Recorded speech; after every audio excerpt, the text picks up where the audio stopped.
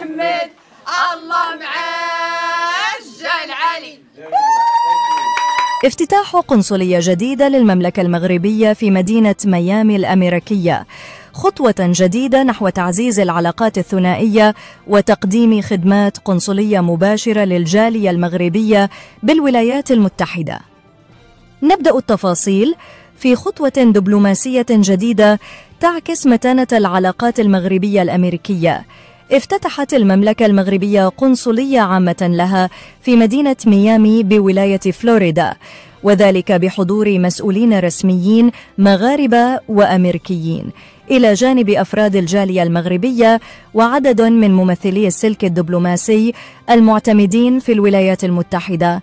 وجرى حفل الافتتاح في أجواء احتفالية تعكس عمق الروابط بين البلدين، حيث تم رفع العلم المغربي على مبنى القنصلية الجديدة وسط عزف النشيدين الوطنيين المغربي والأمريكي في مشهد مؤثر ومليء بالفخر والانتماء.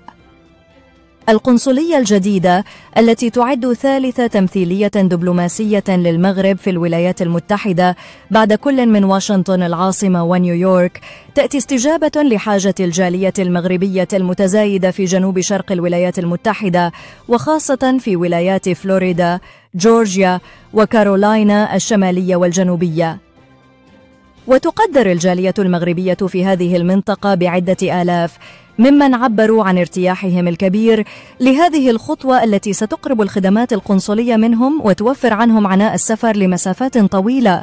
السيدة شفيقة الهبطي، القنصل العام للمملكة المغربية بمدينة ميامي، أكدت في كلمتها خلال حفل الافتتاح أن هذا الحدث يعد لبنة إضافية في صرح التعاون المغربي الأمريكي، ويأتي تنفيذاً للتعليمات السامية لصاحب الجلالة الملك محمد السادس نصره الله، الرامية إلى تحسين ظروف مغاربة العالم وتعزيز التواصل معهم وتقديم أفضل الخدمات الإدارية والاجتماعية لهم. كما شددت السيدة الهبطي على أهمية الدور الذي تلعبه الجالية المغربية في تعزيز التقارب بين الشعوب، مشيدة بمساهماتهم المتعددة في الحياة الاقتصادية والثقافية داخل المجتمع الأمريكي. ومن الجانب الأمريكي، عبر المسؤولون الحاضرون عن ترحيبهم الكبير بهذه المبادرة، مشيدين بالدور البناء للمغرب كشريك استراتيجي موثوق به في المنطقة وكمحور أساسي في تعزيز الأمن والاستقرار في شمال إفريقيا والشرق الأوسط. ويرى مراقبون أن هذه الخطوة الدبلوماسية تحمل أبعاداً استراتيجية مهمة، إذ تعزز من الحضور المغربي في واحدة من أهم الولايات الاقتصادية والسياحية في أمريكا، ما يفتح آفاقاً جديدة للتعاون في مجالات متعددة، أبرزها الاستثمار، السياحة، التبادل الثقافي والتعاون الأكاديمي.